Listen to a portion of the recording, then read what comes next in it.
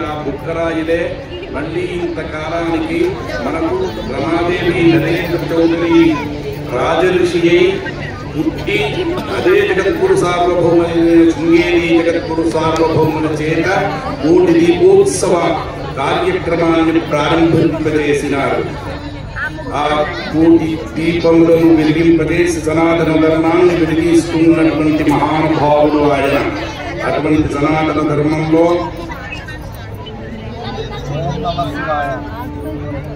ఈనాడు కోటిలింగేశ్వరుడు అంటాం. కోటిలింగాల అనే ఒక క్షేత్రం ఉంది తెలంగాణలో.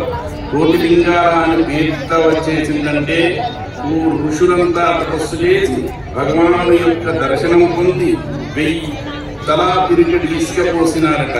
ఆ ఇసుక వేసినప్పుడు కోటి ఇసుక రేణువులలో భగవత్ శక్తి ప్రవేశం, శివశక్తి ప్రవేశం జరిగి కోటిలింగాల అయింది. అట్లానే ఈనాడు మా నరేంద్ర చౌదరి రాజఋషి తన తపోయోగం చేత కోటి దీపాలను వెలిగింపచేసి ఆ పరమేశ్వరుని కోటి జ్యోతుల వెలుగులో ప్రవేశపెట్టినాడు కనుక ఇది కోటి లింగేశ్వరుడు ఎట్లానో కోటి దీపేశ్వరుడుగా అవతరించి మనందరినీ ఉద్ధరిస్తున్నాం. అటువంటి కోటి దీపేశ్వరుడు మనందరికీ సుఖాన్ని కలిగించుగాక. కార్తీక మాసం చాలా శ్రేష్టమైనటువంటిది. అధికారి కార్తికేయుడు సర్వయేవచనో భవేత్.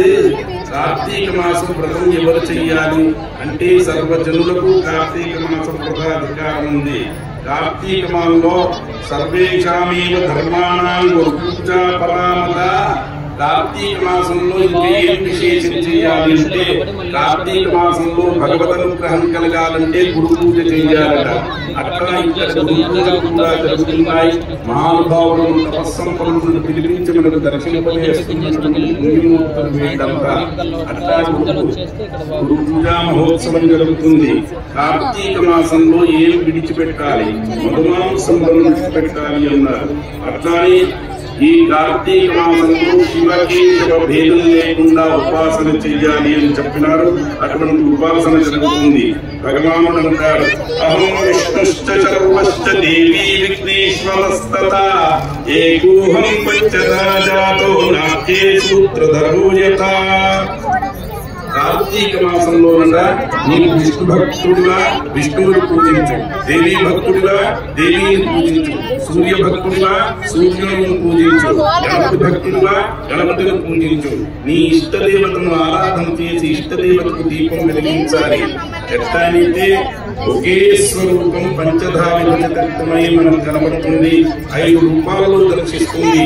ఒక నటుడు 5 వేషాలు వేసినట్టుగా ఒకే దివ్యమైనటువంటి ఆత్మచైతన్యం 5 రూపాలలో భాషిస్తుంది కనుక 5 ఇక్కడ పూజింపబడుతుందన్నమాట. అట్లానే కార్తీక మాసంలో ఏం చెయ్యాలి? బంగారు విగ్రహం పెట్టుకుని పరమేశ్వరుని ఉపాసించాలి. లేదా వెండి, లేదా రాగి, లేదా మట్టి, లేకుంటే ఫోటో పెట్టుకుని చిత్రపటం పెట్టి అథవా విష్ణవిచిత్రిత ముగ్గులు వేసి ముగ్గులో కూడా నీ ఇష్టదేవతను ఆవాహన చేసి పూజ చేయమన్నారు కార్తీక మాసంలో. అందుకోసమే కార్తీక మాసంలో ముగ్గులు బాగా పెడుతూ ఉంటాం. ముగ్గులు పెట్టడం అంటే అదొక యంత్ర దేవతను ఆవాహన చేయడం అనేటువంటిది. నిత్యభావే పూజనీయ. కానీ నాకు ముగ్గు వేసుకోవడానికి కూడా అవకాశం లేదు. కార్తీక మాసంలో ఎట్లా పూజించేది అంటే రావి చెట్టు కానీ కనపడితే రావి చెట్టుకు ప్రదక్షిణ నమస్కారాలు చేసిన కార్తీక మాస వ్రత సంపూర్ణ ఫలం వస్తుంది. కార్తీక మాసంలో ఇప్పుడు చెప్తున్నారు, శతపుత్రి జపం కుర్యా మంత్రసిద్ధి ప్రజాయతే. శతరుద్రి జపకుర్య రోజు దీపోత్సవ సందర్భంలో శతరుద్రి చెప్పబడుతుంది. అదంతరం వింటున్నాం. మంత్రసిద్ధి కలగాలంటే శతరుద్రి జపం కార్తీక మాసంలో జరగాలి అన్నారు. అట్లానే కార్తీక దీపం చాలా శ్రేష్టమైనటువంటిది. జ్యోతిషాబాధతే తమాహ అని ఋగ్వేదం చెప్తుంది. అజ్ఞానం చీకటి అనేటువంటి దీపం ఎంత గొప్పది అంటే సనాతన ధర్మంలో జ్యోతిషాబాధతే తమః, చీకటి వెలుగుతో అజ్ఞానం దుఃఖము ఆపదలు ఇవన్నీ కూడా దీపంతో వెళ్ళిపోతాయండి. దీపంలో ఇంత గొప్పతనం ఉందంటే మనం ఆశ్చర్యపోతాం. దీపమే కదా అనుకుంటాం. కానీ జరిగిన ఘటన ఒకటి చెప్తాను.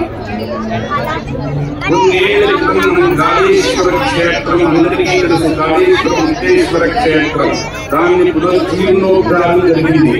జగద్గురు సార్వభౌముడు శృంగేరి పీఠాధిపతులే వచ్చేసినారు. అయితే అక్కడ మీ దర్శించింది చెప్తున్నాము, కల్పితం చెప్పడం లేదు. అక్కడ ఏమైందంటే అందరం వేద పండితులు చేరినాం.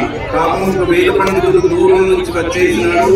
అప్పుడు కొంత ద్రవ్యం తెచ్చుకున్నాడు. అది దొంగతనం జరిగింది. దొంగతనం జరిగిన ద్రవ్యం లేకుండా పోయింది. ఆయన చాలా దుఃఖపడ్డాడు. కష్టార్జితంగా తెచ్చుకున్నది నా ద్రవ్యం పోయిందే.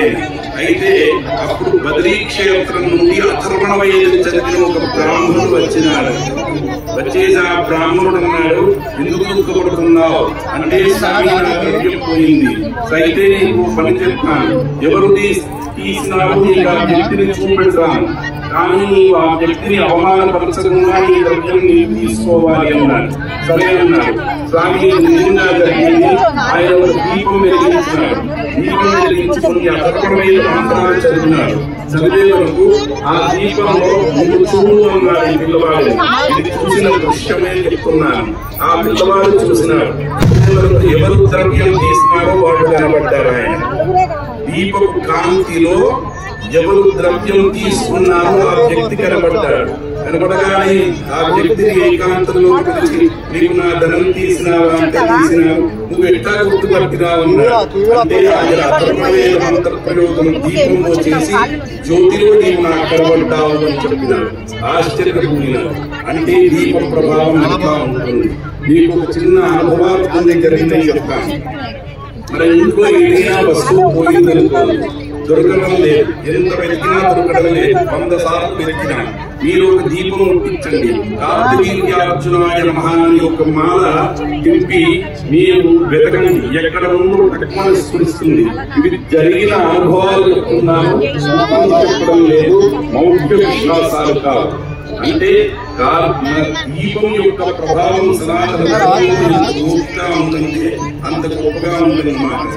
జ్యోతిషాబాధతే తమాః, మనకు అజ్ఞానాన్ని గుర్తు చేసేటువంటి దీపం. అందుకోసం దీపోహరే ప్రియకర కార్తికే మాసి నిశ్చితం.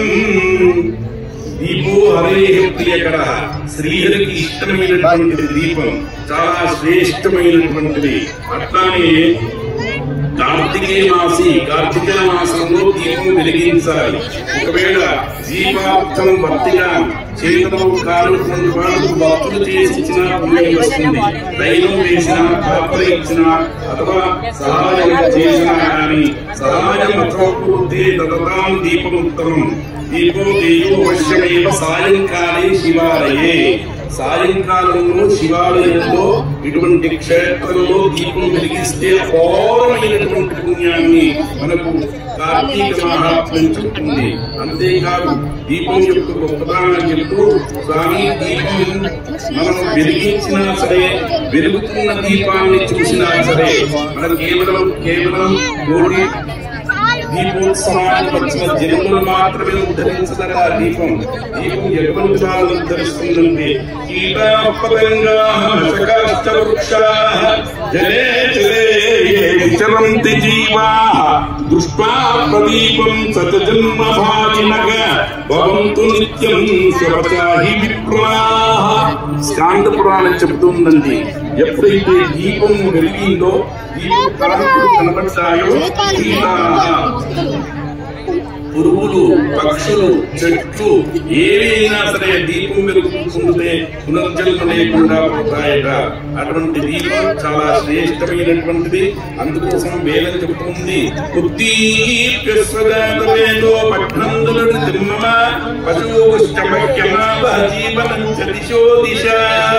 అమ్మ అందరూ దీపం వెలిగిస్తాం. దీపం వెలిగిస్తే ఏం వస్తుంది అంటే వేదం చెబుతుంది, ఓ దీపమా నిర్తిమ్మమ, మా ఇంట్లో ఉన్నటువంటి వాస్తు దోషాలు, పీడలు, దుఃఖాలు అన్నిటి కూడా అపజ్ఞను తొలగించి వేస్తావు. దీపమా తొలగించి వేయి. పశువు శ్చమక్యమావ అపారమైనటువంటి పశు సంపదను ఐశ్వర్యము నాకు ఇయ్యి. నేను 10 దిక్కుల 8 దిక్కుల ఎక్కడెక్కడికి వెళ్ళినా కానీ జీవనం దిశో దిశ, నాకు జీవనం ఇయ్యి. అంటే నేను హైదరాబాద్ పెడతా, కలకత్తా పెడతా, మద్రాసు పెడతా, నువ్వు ఎక్కడికైనా వెళ్ళు, దీపం వెలిగించి వెళ్ళు.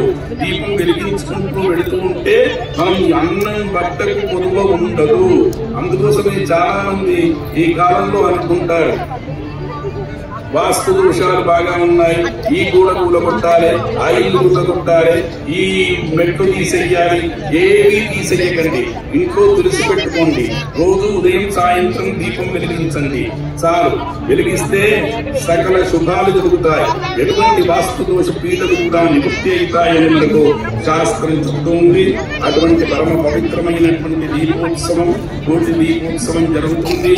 ఇది సాక్షాత్తు ఆనాడు విద్యారణ్య స్వాముల వారిని మళ్ళీ మా జగద్గురువులు శృంగేరి జగద్గురు సార్వభౌములు అవతరించి కాలు పెట్టినారు ఈ భూమిలో. మొట్టమొదట మా జగద్గురువులు కాలు పెట్టినారు భారతీయ తీర్థ మహాస్వాముల వారు. అందుకోసమే ఇంత వైభోగంగా, ఇంతేకాదు ఇప్పుడు 13 సంవత్సరాలు అయింది నేను రావడం కాదు, నా మనవణ్ణి కూడా తీసుకొని వస్తాయి. 25వ సంవత్సరంలో కూడా దీపోత్సవానికి మనం మునిమనమండలి కూడా పట్టుకొని వచ్చి దర్శింపజేసేట్టుగా ఉండాలి అని చెప్పి ఆ భగవంతుడిని ప్రార్థిస్తూ నరసింహస్వామిని ప్రార్థిస్తున్నాం. స్వస్థస్తు విశ్వస్య కల ప్రసీదత ధ్యాయంతు భూతాని శివం మితో ధియ మనశ్చ భద్రం భజతాం మదోక్షతే ఆవేశదానో మతిరప్యహైతుకి అని భాగవతుడు నరసింహుడిని ప్రార్థించినాడు. నరసింహ స్వస్థస్తు, ఈ ప్రపంచానికి అందరికీ మంచి జరగనియ్యి, దుర్మార్గుల మనస్సును శాంతించి సన్మార్గంలో ఉండనియ్యి, మా మనస్సు మంగళాలను కోరనియ్యి అని ప్రార్థిస్తూ ఆ ప్రహ్లాదుడు కోరిన వరం మనం కూడా నరసింహుని కోరుతూ ఉన్నాము. నృసింహ భగవానికి, లింగేశ్వర భగవానికి, జగద్గురు సార్వభౌమ భారతీ విద్యాతీర్థ మహాభగవాన్ స్వామీజీకి, విధుశేఖర భారతీ మహాస్వామీజీకి హర హర మహాదేవ హర. చక్కటి నమస్కారం.